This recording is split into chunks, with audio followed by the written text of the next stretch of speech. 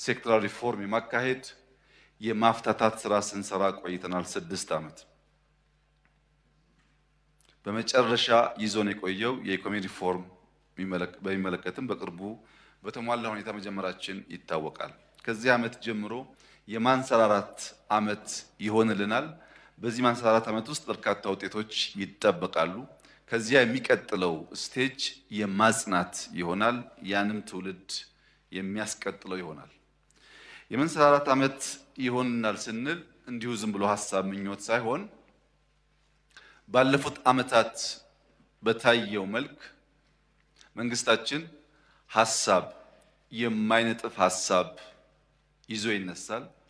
ሐሳቦቹም ሐሳባውያን እንደሚያደርጉት ውይይት ሆኖ እንዳይቀር በተግባር ሐሳቡን የሚጨበጥ የሚዳሰስ ለማድረግ ይተጋል።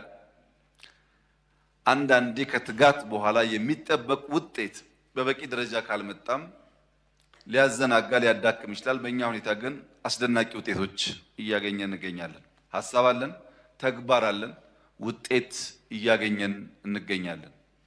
እነዚህን በማፍጠን በማስተሳሰር ሪፎርሙ በሁሉ ቅርጽ ውጤታማ እንዲሆን በማድረግ የኢትዮጵያን የማንሰራራት ዓመት በ2017 የምንጀምር ይሆናል።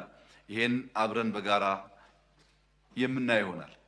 ከዚህ ቀደም ትፈርሳላችሁ ሲሉን አንፈርስም እንዳልነው አንሰራርተን ደግሞ በጋራ የምናይ ይሆናል።